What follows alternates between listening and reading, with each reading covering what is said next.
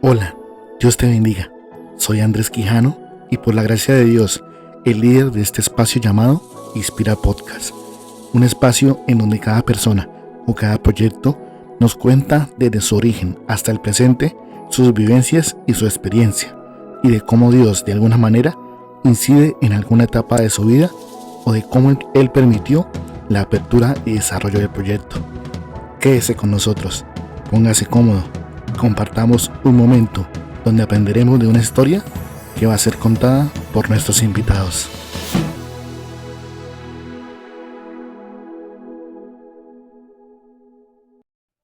Y para nuestro quinto episodio de la primera temporada de Inspira Podcast, tenemos como invitado especial a un joven a quien Dios realmente hizo un milagro estupendo en su vida y que en el presente en el que estamos hablando está desarrollando un trabajo interesante en las cárceles de Bucaramanga y también lo hace de manera activa en su congregación. En esta hora nos acompaña nuestro amigo y hermano Josman Tarazona. Josman, Dios te bendiga. Primeramente, le agradezco el aceptar nuestra invitación.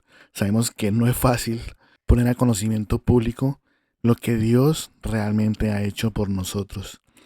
Así que bueno, bienvenido.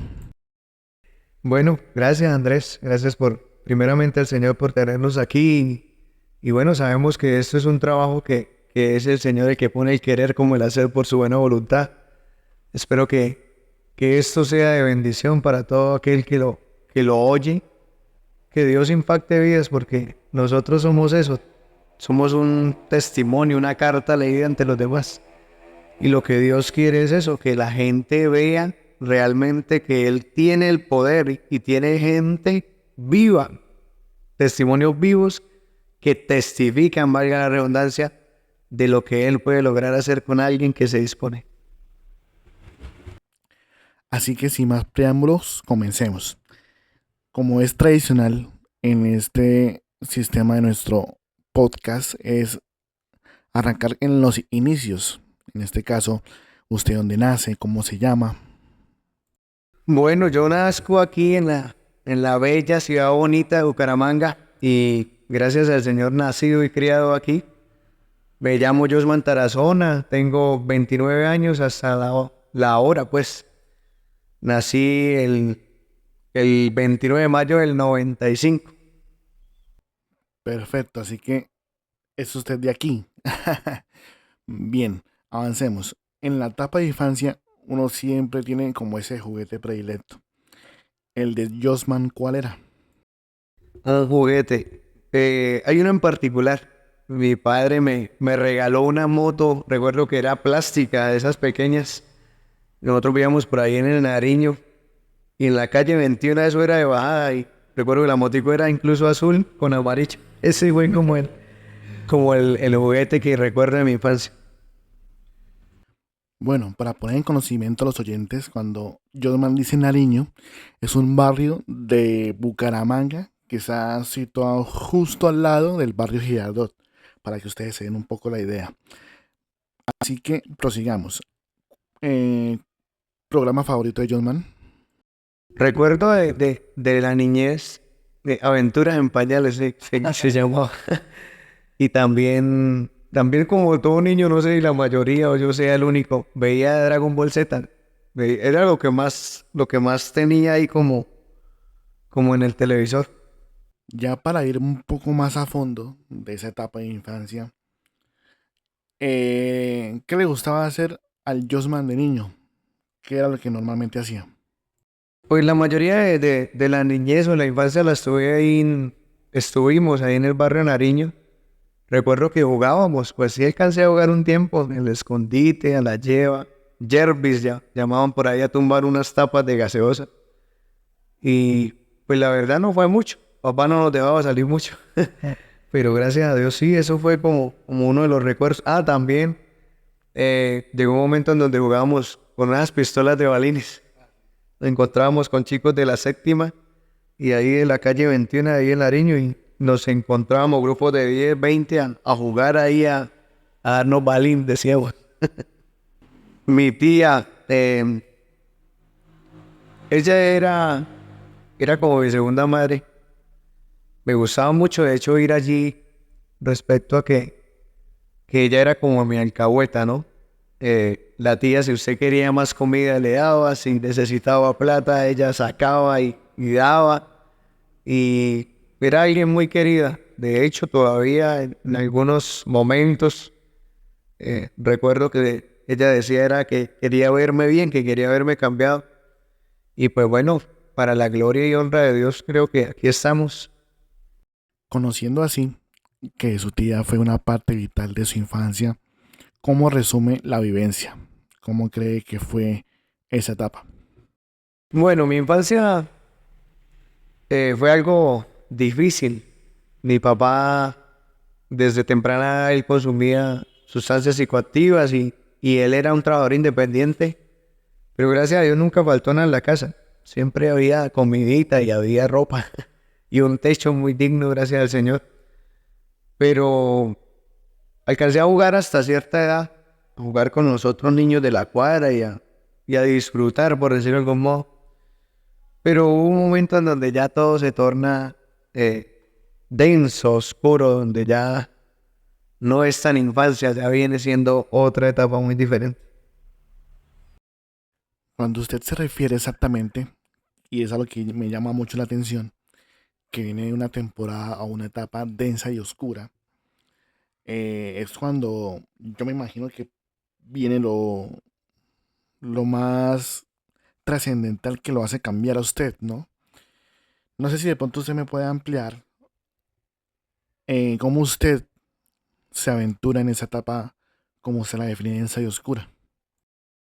Pues como todo joven, yo estudiaba en un colegio público y pues lo normal es pensar que se termina un bachillerato y uno lo que quiere es como hacer una carrera, ¿no? Como aspirar a tener una vida laboral buena, donde pueda proveerle a los suyos. Pero en mi caso, pues no fue así. Estando en esta ciudad, empezamos a corta edad, eran 11 12 años aproximadamente, y empezamos a meternos, pues, o de una forma u otra resulté metido en el mundo de las drogas.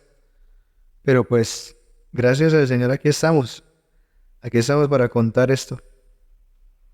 Conociendo de antemano esa vivencia fuerte, ¿cómo resume usted o cómo fue su etapa de adolescente, viendo de esa transformación que usted tiene y cómo la afronta, ¿no?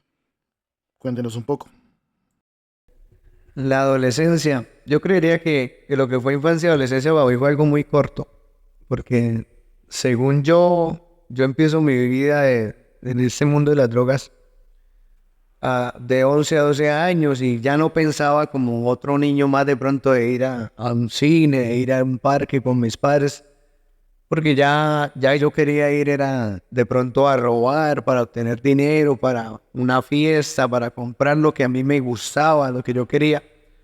Y pues fue dura, dura. Mientras estuve en el colegio, eh, terminaba la clase o iba más bien al colegio, era como por satisfacer a unos padres que querían ver a su hijo salir adelante, pero todo ahí iba de mal en peor. En el colegio consumía marihuana, clorhidrato de cocaína, que es el famoso perico. Escuchaba cumbia, recuerdo mucho escuchar cumbias. Los fines de semana iba a minitecas, tenía armas, cuchillos, pleitos, las famosas liebres o enemigos que uno obtiene debido a este mundo, pero que recuerde sinceramente no es muy grato. En ocasiones alcanzaron a hacerme daño, me pegaron 3 puñaladas y en otras me hicieron tiros también. O sea, un adolescente estaba era recibiendo tiros en vez de estar de pronto en un cine compartiendo con la familia. Uf, tremendo, tremendo, tremendo. Y en ese orden de ideas, yo lo conocí más o menos a usted en esa etapa de adolescente. Pues, a veces usted iba a la iglesia y todo, pero era muy rara vez. Y yo sentía el paralelismo que usted también vivía con su tío Alcides, es decir, eh, creíamos que usted vivía algo diferente con él y lógicamente con su primo, con Henderson. ¿Cómo era eso? La vivencia con ellos. La vida con mi tío fue algo muy bonito porque el tío trató de encarrilar, ¿no? De ayudar a que nuestro futuro fuese algo mejor. No, él, gracias al Señor, nos proveyó durante un tiempo, nos llevó a vivir, nos dio estudio, comida, un techo, me enseñó modales, tanto a Henderson como a mí. Pero bueno, después de un tiempo decido volver otra vez con mi familia. Y allí es donde viene lo bueno. Cuando llegamos a la ciudad de Cúcuta, estábamos pensando en otro auge, otra vida, como empezar de borrón y cuenta nueva, debido a que todo lo que se vivió fue algo muy fuerte, ¿no? Habían enemigos, personas que procuraban de hecho terminar con nuestras vidas. Pero el llegar allá, pues, Cúcuta en ese entonces tenía grupos al margen de la ley que trataban de tener un orden público, por decirlo de algún modo. Entonces, al llegar a Cúcuta, queríamos era eso, retomar como toda esa vida descarriada y hacer algo con lo poco que llevábamos. Y bueno, decido llegar a Cúcuta con mi familia y en búsqueda de esto resulté encontrándome con algo mucho mejor. Ok, en efecto, ustedes llegan a Cúcuta a, como usted dice, a darle un giro de 180 grados de manera familiar, es decir, todos, a ver qué diferente se pone la vida allí. Igual nosotros tras bambalinas hablábamos antes de este podcast que usted cuando llega allí, usted se inserta en el ejército. Entonces, ¿cómo fue esa etapa de estar allí, de entrar allí? Bueno, la etapa en el ejército fue, como le decía, llegamos a Cúcuta en pro de buscar algo mejor, pero las oportunidades laborales allí no eran muchas. De hecho, no había muchas, ninguna, diría yo. Decido enlistarme a prestar servicio. Antes de prestar servicio, recuerdo que siempre hubo una persona ahí insistente, un hermano Jimmy, y él iba todos los días en la tarde a predicarme el evangelio, a decirme que Dios tenía algo conmigo, que había un propósito. Pero yo me voy a prestar servicio huyéndole, como quien dice ese propósito. Al llegar allí, estuve en Vélez, en una escuela de formación. De allí de Vélez nos trasladaron a Magdalena Medio. Y estando en Magdalena Medio llegué a una estación de refinería, donde me encontré con un sargento que era el comandante de la estación, el sargento Piñeros. Recuerdo que yo salí de Cúcuta huyéndole a Jimmy por el tema del evangelio y de que Dios tenía un propósito. Y al llegar allí me encuentro con Piñeros y Piñeros lo único que decía era: Tarazón, amigo, Dios tiene un propósito con usted. Y yo me burlaba porque yo consumía marihuana y vivía la mayor parte del tiempo vivía ahí como en ese auge. Entonces llego allí y Dios de una u otra forma me decía que tenía un propósito, que tenía algo conmigo. Cuando termino de prestar servicio, vuelvo nuevamente a la ciudad de Cúcuta porque allí estaba la familia. Y estando allí, salí con una libreta y una conducta y creí que así era más fácil obtener un empleo. Pero resulta y pasa que no. La vida se puso tensa porque usted sale a prestar servicio y los 5, los 10 primeros días, qué bendición, volvió, está bien, gloria a Dios. Pero después de cierto tiempo ya la familia empieza como que, bueno, mijo, ¿qué va a hacer? ¿Qué está haciendo? Usted no está produciendo. Entonces caigo como en un estado de tristeza, como frustrado debido a que no encontraba trabajo ni podía hacer nada. Y es allí donde vuelve otra vez el hermanito cansado, y diciéndome que Dios tenía un propósito. Y, y bueno, Dios empieza a trabajar, a pesar de que uno a veces no ve, Dios siempre está ahí, ¿no? Obrando de una u otra forma. Hay algo sorprendente ahí que sucede y es especialmente su conversión. ¿Qué puede recordar exactamente cómo se dio esa etapa de conversión? Pues fue algo muy curioso, Andrés. Yo me encontraba allí en esa ciudad, la verdad no me gustaba mucho. No tengo nada contra esa ciudad. Gloria a Dios por ellos, por esa ciudad. Pero estando allí, esperaba que mis papás se fueran a culto y yo iba a una cancha a fumar marihuana.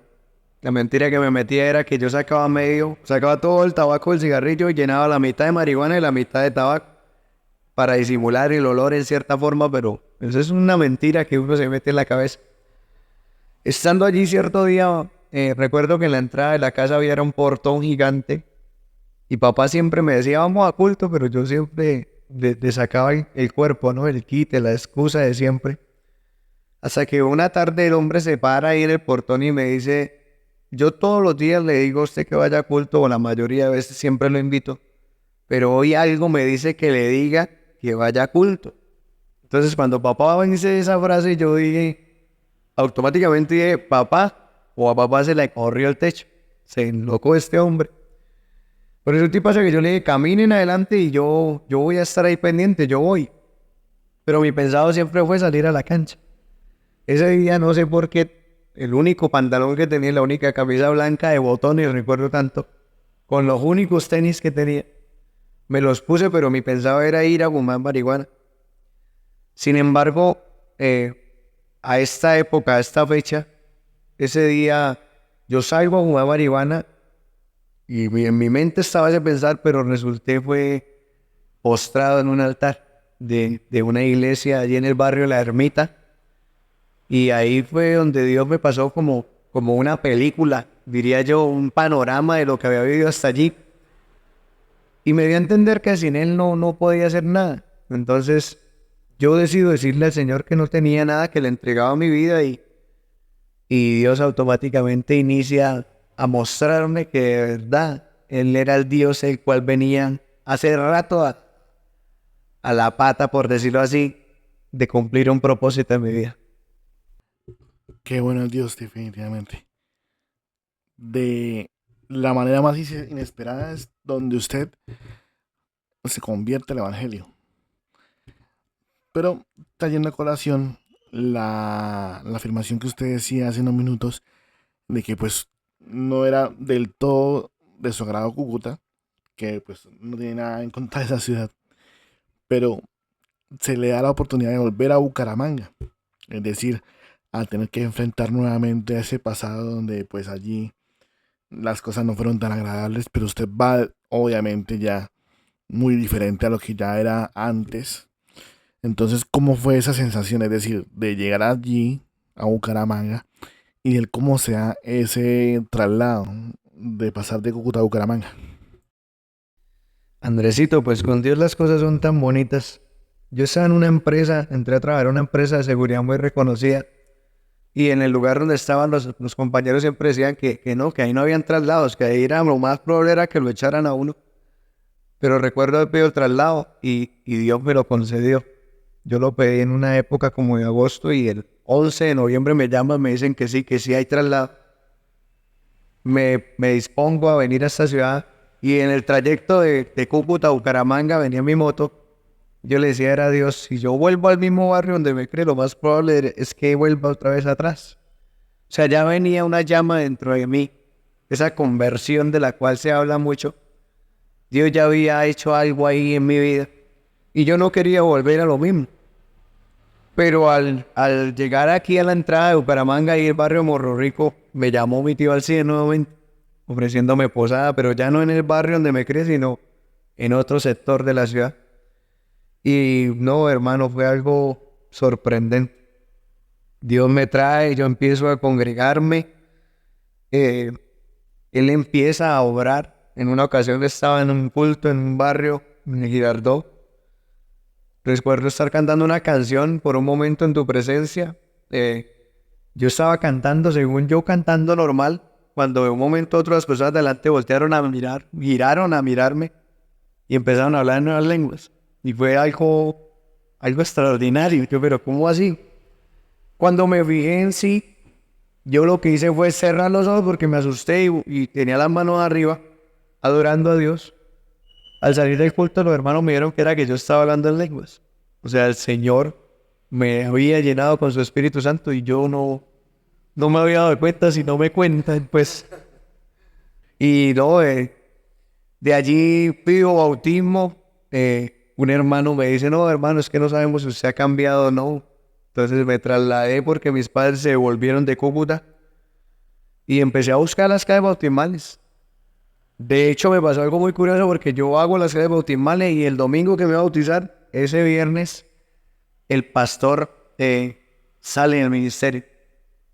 Y yo quedo ahí como ¿y ahora qué hago? Pero por la gracia de Dios, el 2 de abril del 2017 fui bautizado para la gloria y honra del Señor. Me bautizaron en el barrio El Reposo, en la congregación del Reposo, el pastor Israel Durán. Eso fue el 2 de abril del 2017, recuerdo un domingo a eso de las 5:45 de la tarde aproximadamente. Como cosas, el día que me bautizaba no me correspondía trabajar, pero fijo me llamaron a hacer un turno. Aquí entre nos, que no salga de los que escuchan. Me correspondió hacer un turno, yo era vigilante aquí en el Mercado de las Pulgas, en la carrera 15 con 18. Y tuve que desplazarme hasta el barrio El Reposo, que es al sur de la ciudad. Hermano, recuerdo que esa vez, Dios me perdone y ojalá que los hermanos no me les dañen la mente también con esto. Me comí todos los semáforos, literal, un domingo en la tarde, con tal de llegar a bautizarme. Pero bueno, para la gloria y la honra del Señor, sí, ese día me bauticé y pues ya después de bautizado, siempre me ha gustado servir. No sé. No soy de los que se queda ahí como sentado esperando a que algo pase, más bien si yo puedo, yo ayudo. Y pues hermano, yo me bauticé y empecé a hacer lo que Dios me dejaba hacer por ahí, por las esquinitas. En mi mente siempre ha estado salir a predicar. En ese entonces, pues obviamente los recién bautizados le da pena, le da nervios, le da a usted de todo. Pero ahí poco a poco Dios fue ayudando, ¿no? Dios no llama a gente capacitada, ya lista, profesional, sino al contrario, Él al que llama, Él lo capacita. Él lo pone, mejor dicho, bien para que le sirva para de lo mejor darle lo excelente, mejor dicho. Y pues los planes eran servirle a Dios. Yo seguí trabajando, también estudié por ahí, hice un técnico y también estoy intentando terminar una ingeniería que inicié a ese tiempo, pero no, hermanos, al son de hoy lo único que quiero es servirle a Dios. Es como lo que más me nace en el corazón. Y creo que 4 meses, Dios me da la oportunidad de empezar a servirle en un grupo de jóvenes, unas refanes juveniles, y también en el comité de alabanza. Eso fue en abril, el bautismo me fue en abril. Y no, empecé a servir. De hecho, más adelante le estaremos contando, porque yo me distinguí con la que ahora es mi esposa. En ese entonces estábamos en una refane juvenil y ella era líder. Ella era la líder y yo era el auxiliar, el ayudante.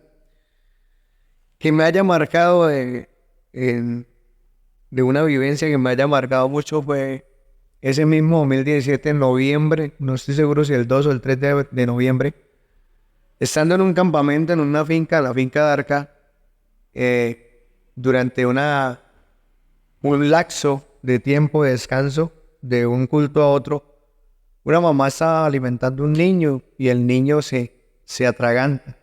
Se atraganta hasta el punto de que el niño duró más de 45 minutos sin signos vitales. Ya el niño se puso morado y todo el mundo pues obviamente se asusta y sí, corre buscando que el paramédico, que el enfermero. 3 personas tomaron los signos vitales del niño y en ese entonces había una camioneta en el pueblo de un hermano. Resultamos saliendo de la finca hacia el hospital de Girón y durante el trayecto yo recuerdo que, de hecho no sabía ni por qué iba ahí montado, pero ahorita que hago memoria, fue un hermano que le dio como nervios y dijo, no, vaya usted, me montó ahí en el puesto del copiloto. Y al estar ahí yo recuerdo estarle diciendo al Señor que para qué me había traído a ese campamento. O sea, yo estaba diciéndole al Señor, reclamándole y diciéndole que era mejor que me hubiera dejado afuera. Que yo para qué había ido allá si iba a ir a ver un niño morir. Pero yo lo que no me había fijado era que mientras estaba allí, yo iba hablando con Dios, pero iba hablando en lenguas. ¿Cómo me doy yo de cuenta que estaba hablando en nuevas lenguas? Era porque el piloto y las personas de atrás se quedaron mirándome fijamente. Yo volteé a mirar por la ventana, recuerdo que la luna estaba hasta llena. Eso suena algo hasta dramático. Sí. Fue algo muy bonito. Pero en ese momento yo empiezo a decirle, Señor, muéstrame su gloria. Yo necesito ver su gloria. Yo quiero ver su gloria.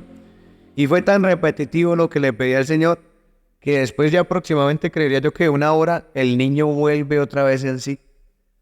El niño trasboca y volvió a respirar.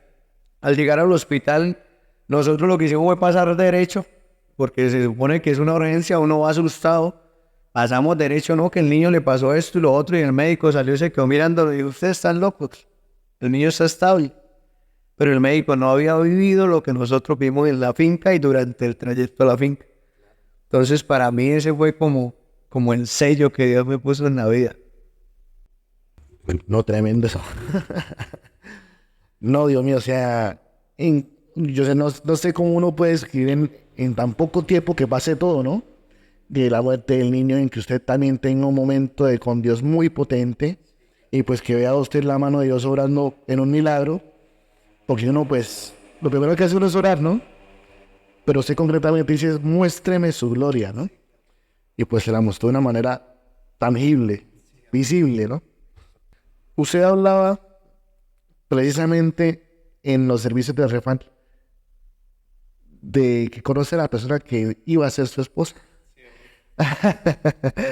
Uno siempre tiene curiosidad, ¿cómo usted la conoce? El proceso de conquista y pues cómo se hace el noviazgo hasta que ya hoy, el presente en el que estamos hablando ahora mismo, son casados y pues gozan de un bello niño. Ay, bendito, no, pues, ¿qué le cuento? ¿Qué les cuento mejor? Yo empiezo a servir ahí en esas refanes juveniles, que fue una preciosa idea que Dios le regaló al hermano Israel. Y Daniela estaba ahí de líder. Pues yo sinceramente, siempre que estuve en el reposo, admiré mucho a la que ahora es mi esposa, porque ella era una servidora muy prudente, muy servicial, vaya la redundancia. Pero nunca me vi ahí como el esposo, como el novio, como la pareja ideal. Al contrario, yo decía que no, porque yo era de los que andaba para todos lados y ella como que más bien era muy recatadita, muy prudente en sus cosas. Pero hermano, Dios por medio de la Israel nos enseña respecto a que hay que tener amistades largas, noviazgos cortos para un matrimonio duradero. Y él hizo una charla de ese tema allí en el reposo. Pero Andrés, nunca me imaginé que ella fuese a ser mi esposa. Sin embargo, uno tiene que ir orando, ¿no? A mí me enseñaron a orar. Y ojalá haya algún soltero por ahí escuchando. Uno tiene que ir orando por la que va a ser o el que va a ser. Que Dios guarde a esa persona, que Dios la guíe o lo guíe. Y en el momento determinado, en el tiempo, aunque Dios no está bajo nuestro tiempo, Dios tiene un tiempo perfecto para nosotros, en la cual nos concede aquellas peticiones. Dios envía a esa persona, ¿no? No, con Danielita fue algo muy precioso. Dios empieza a entrelazar ahí, así como empieza a enamorarlo a uno para traerlo a sus pies, para convertirlo, para que uno llegue a bautizarse. Él empieza a entrelazar y empezamos a servir aproximadamente más de 5 años sirviendo juntos.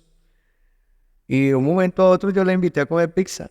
Yo a la hermana le decía que si ella recibía hojas de vida, y la hermana me decía, no, hermano, cuando abra mi empresa yo lo llamo. Entonces, sí, es algo irrisorio de hecho. Y siempre fue como muy fría, como muy, no le llamaría cortante, sino más bien como muy seria en ese aspecto. Sin embargo, empezamos a orar. Por ahí una hermana muy querida, la esposa del pastor, me ayudó a orar por eso. Y hermano, hasta el son de hoy, llevamos 3 años, vamos para 3 años de casados. Por la gracia del Señor, ya nuestro hijo a esta época tiene 2 meses. Y no, hermano, eso ha sido una bendición preciosa. O sea, me doy cuenta que estar uno bajo la voluntad del Señor, no hacer nuestra propia voluntad, sino la voluntad buena, agradable y perfecta de Dios, vale realmente la pena. Bueno, mucho tiempo de espera, ¿no? Yo creo, incluso me llama la atención que creo que es una fórmula muy válida, ¿no? La amistad larga, noviazgo corto y matrimonio duradero. Creo que es de las claves porque uno en la amistad pues conoce a la persona, su carácter, tal cual, y uno dice, bueno, pues me aventuro, porque sé y la conozco y no le busca la comba, ¿no? Al palo. Entonces, qué bueno que uno, entre los atributos que busca uno en una persona, esté en que ame al Señor y que le sirva, que es algo indispensable que uno le garantiza que, pues, como dice la Biblia, que la mujer que teme a Dios será alabada. Ya usted se casa, ¿cómo se dio el cambio de llegar a Colorado? Bendito. Bueno, estábamos allí en el reposo y pues como todo hogar o como todo padre de familia, no sé si todo el mundo piensa lo mismo. Uno piensa en comprar la casita, lote, una forma de hacerse a lo propio. Y pues Dios nos dio como esa posibilidad, ¿no? Obviamente uno está orando, pidiéndole al Señor que lo direccione en todo. Y pues se dio una oportunidad de adquirir un lote aquí en el sector de Los Colorados. Pues hermano decidimos trasladarnos porque, ajá, si el Señor lo había dicho así, así es. Y sí, aquí estamos, gracias al Señor. Él ahí ha estado orando, pues no se dio lo del lote aquí, pero ya por ahí hay una bendición en proceso. ¿A usted qué se le viene por la mente cuando yo le mencioné el reposo? Ay, hombre, el reposo para mí fue como una escuela, ¿no? Tal vez en ese momento no lo vi así. Tal vez uno a veces pasa procesos, ¿no? Etapas donde uno dice, oiga, pero todo es garrote para mí, y uno como que intenta como salirse ahí de ese proceso. Pero allí Dios me enseñó muchas cosas, hermano, respecto al servicio, cómo servir, siempre estar dispuesto. Dios usó mucho a este hermano Israel. Él fue como mi papá espiritual, le digo yo por ahí a los que puedo decirles.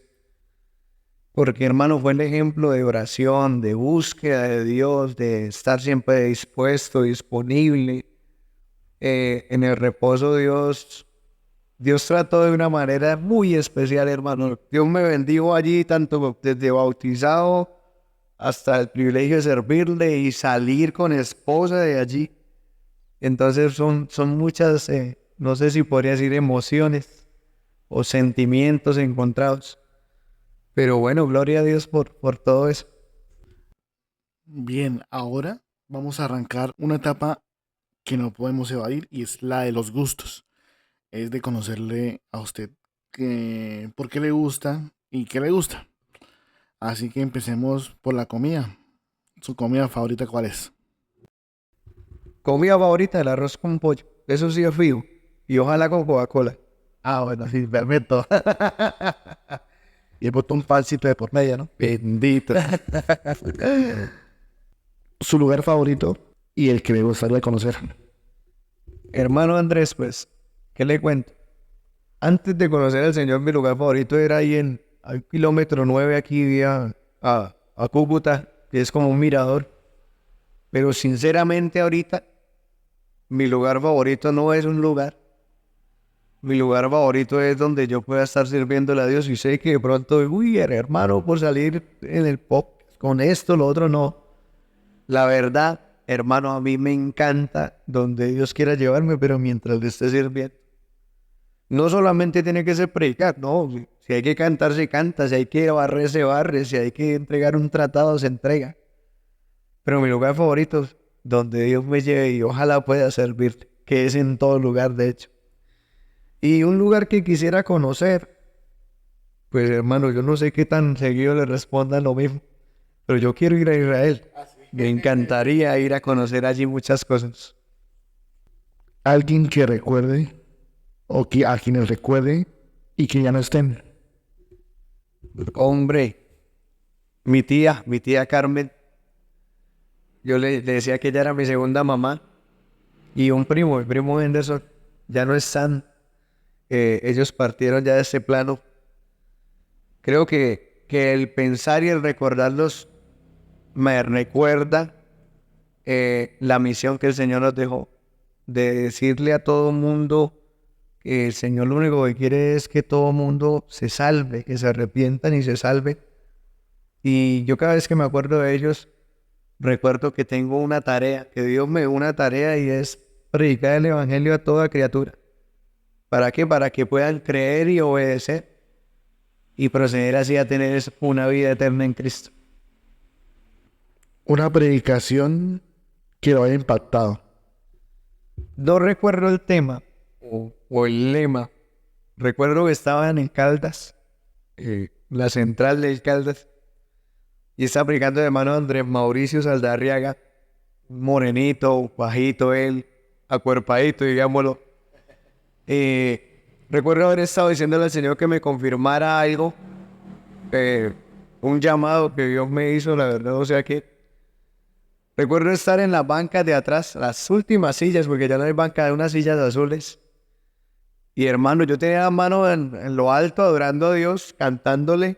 En ese caso estaba orando, diciéndole que me confirmara. Y de un momento a otro, yo no supe sino hasta que me hablara. Guido, hoy Dios le confirma eso que usted hace tanto tiempo está esperando. Y yo qué pálido, hermano. No recuerdo la predicación, pero sé que Dios usó ese hombre para confirmarme a mí algo. ¿Qué significa para usted su hijo? Isaac. Mi hijo es como una risa que Dios me regaló. Creo que eso significa Isaac, sonrisa o risa. Para mí Dios me sonrió con ese niño. Porque hermano, después de todo esto, de esa vivencia del mundo, de las drogas, de cuchillo, de balazos, venir a ver la herencia del Señor en mi casa, en mi familia, venir a ver que Dios me guardó a mí hasta este momento y me bendijo con esa criatura, es algo precioso. Yo amo a mi hijo.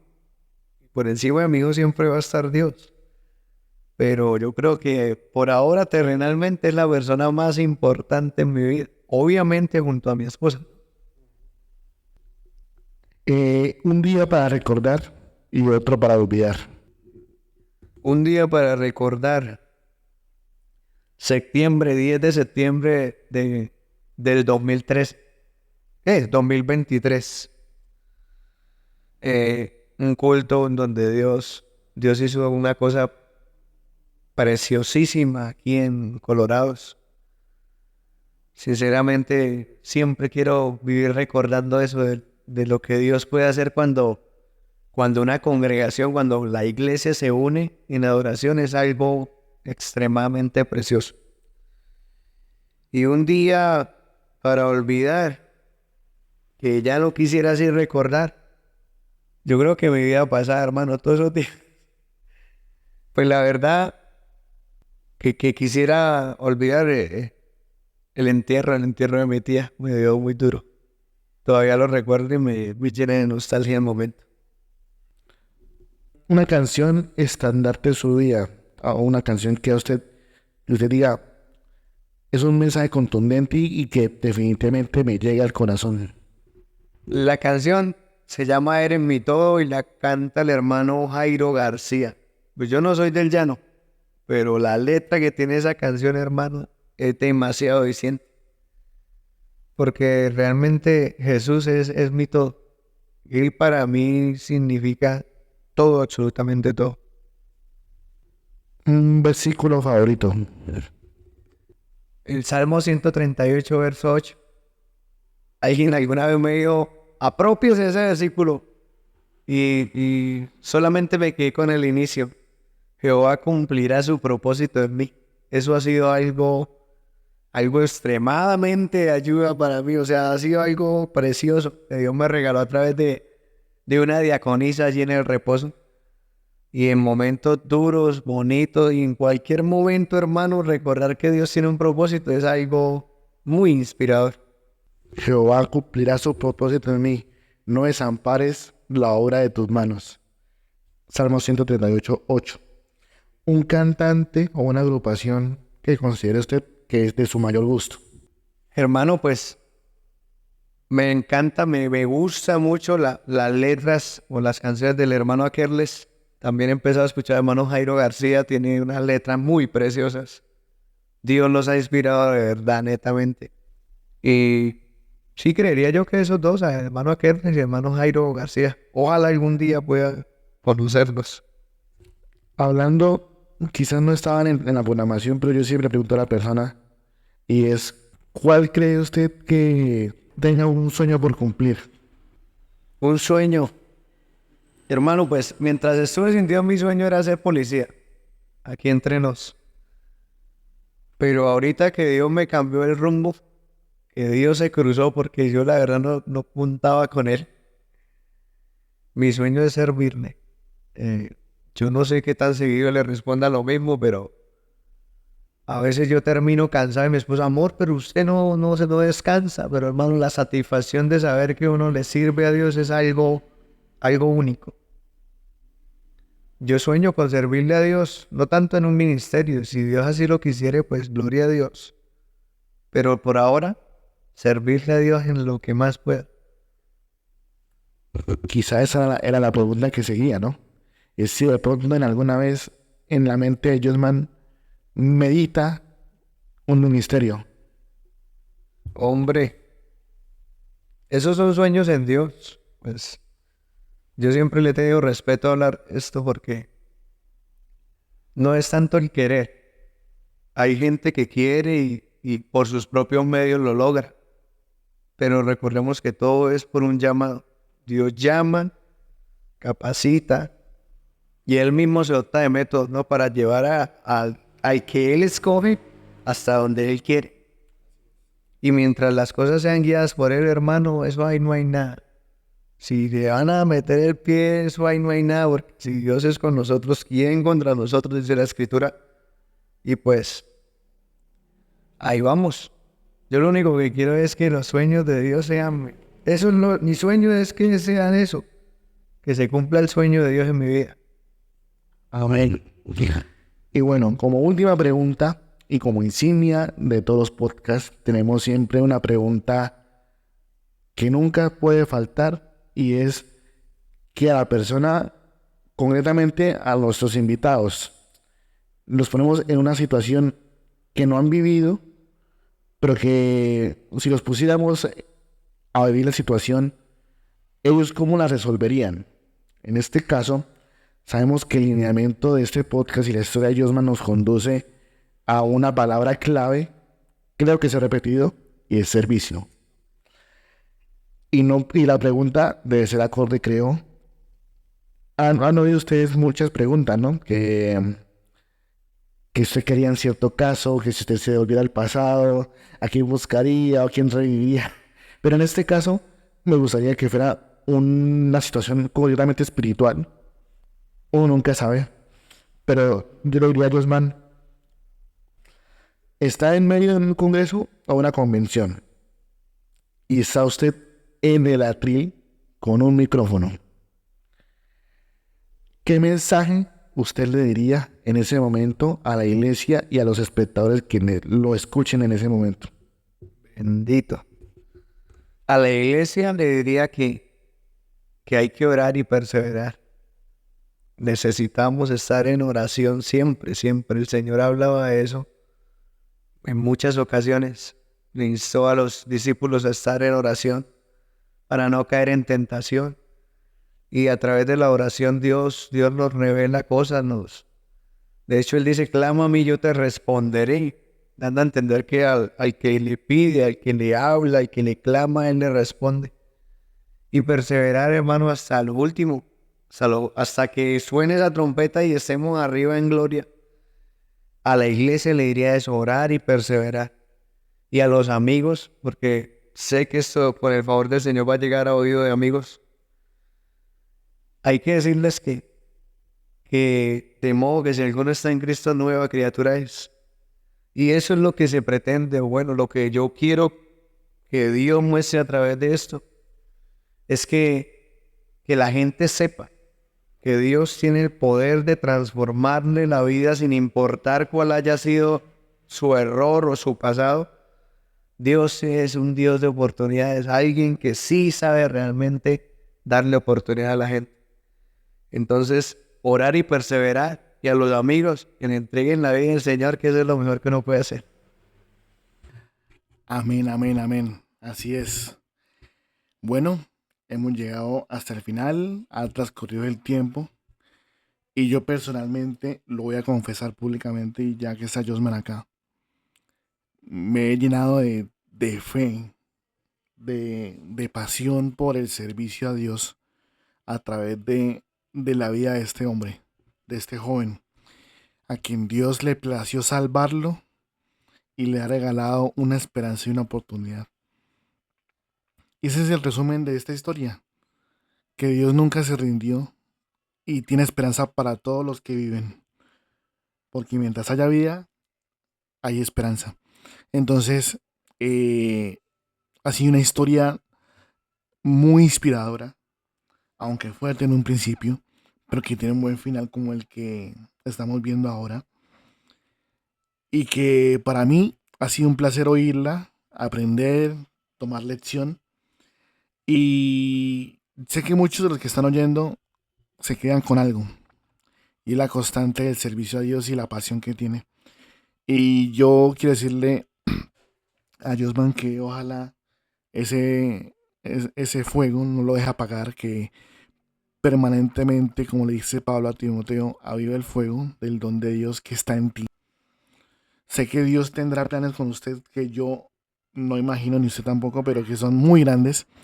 Así que gracias y que Dios lo bendiga de verdad a su esposa, a su niño Isaac. Y bueno, que pues Dios nos sorprenda en un futuro con otro relato, ¿no? Pues quién sabe que Dios nos junte y todo. Pero no sé si de pronto usted tenga algunas palabras para expresar, para dar fin a este capítulo especial. Bueno, pues que el Señor los bendiga. Si usted es un amigo, una amiga o lo que sea, quiero decirle, es más, si es un hermano también, que sí, que Dios tiene un propósito, que siempre hay un plan, que sin importar cuántas veces yo personalmente le di la espalda al propósito de Dios en mi vida, Dios cumple lo que promete y se lleva a cabo eso que Él mismo ha planeado, porque hermano, si algo nos pasa, si algo ocurre, es porque Dios así lo ha deseado o Él ha permitido. Instar a la gente, si ya es cristiano, es hermano bautizado, a buscarle más, a profundizar en la palabra. Yo no es que sepa mucho, pero algo estoy intentando y es buscarle más en la oración y en la lectura de la palabra. Y a los amigos, sin importarle qué haya hecho, qué no haya hecho, Dios tiene un propósito que va a cumplir, un propósito que lleva su nombre y apellido completico. Y no solamente con usted, sino con su familia también. Entonces, que el Señor le bendiga a usted, hermano Andrés. Gracias por este trabajo. Y bueno, que todo esto sea para la gloria y honra del Señor. Qué importante consejo, mi amigo. Bueno, gracias por esas palabras y bueno, ya saben dónde nos pueden encontrar, ¿no? En cada red social, en cada plataforma donde va a salir un nuevo capítulo cada miércoles a las 8 de la noche. Dios les bendiga y pues con todo, en el nombre de Jesús. Si has llegado hasta el final de nuestro capítulo podcast, me permito agradecerte. Sé que has sacado un tiempo valuable de tu casa, o tu trabajo, o transporte en el que vas, o por doquiera que te encuentres. No olvides seguirnos en Instagram como inspiraproject_, para que estés al tanto de toda nuestra programación. Mil bendiciones.